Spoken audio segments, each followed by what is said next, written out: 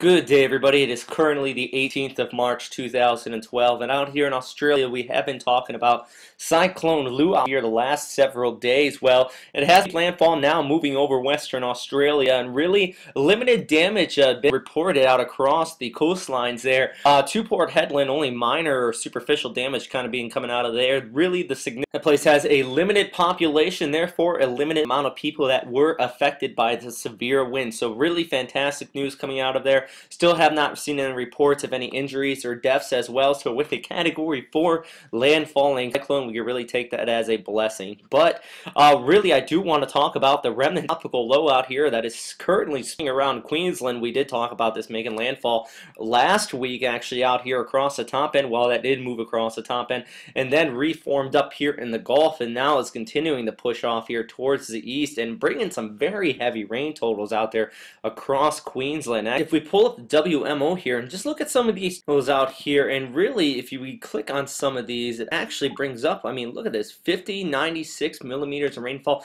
in just the past 24 hours. Pull off a little bit towards the north up there to Cape Flattery, 51 millimeters, and actually seeing some totals out here in the upwards of about 100 to 122 millimeters of rainfall in just the past 24 hours. Actually, look at this one, 205 millimeters of rainfall. That is just devastating out there, and definitely is causing some flooding across much of Queensland.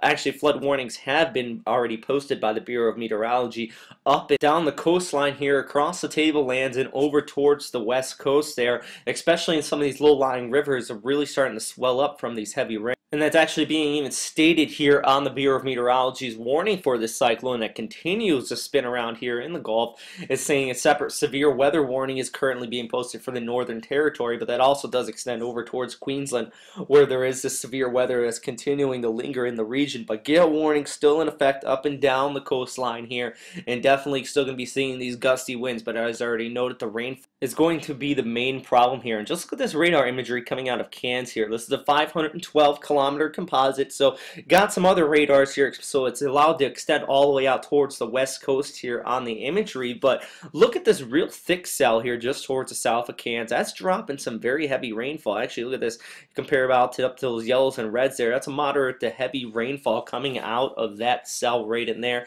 and that also has just been lingering out across this region, not just this cell but numerous cells across the area. So this is really going to be making those rivers swell up. One should definitely be on guard for the potential for flash floods. But where is this low going to be going? And basically the overall trough that's been continuing to affect Northern Australia, well, at least in the next 48 hours, according to the Bureau of Meteorology, this is going to continue to linger. They actually expect this to develop it back into a cyclone before continuing to push back towards the south and bring in that overall troughing with it as it continues to push south. So with that said, it looks like that rainfall is going to continue to linger out there across Queensland as it works its way south, bringing even more rainfall. Even if the system does or does not develop into a cyclone, I still think that the potential is there for very heavy flooding, not just with that system itself, but the whole troughing across this region. And if we just look at the model outlook here and just look at the next several days, Sunday and the Monday, you see that troughing continuing to linger. This model does pick up on this system, the tropical low out here, possibly forming up into a cyclone. I think it would be named Mitchell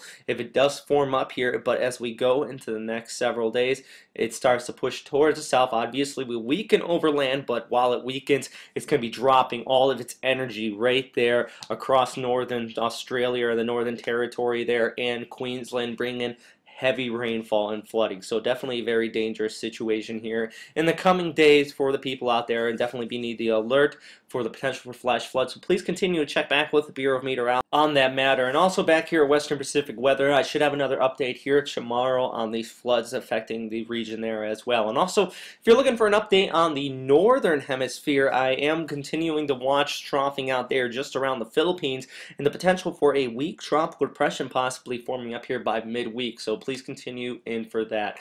Thanks again for watching, everybody, and please stay safe out there.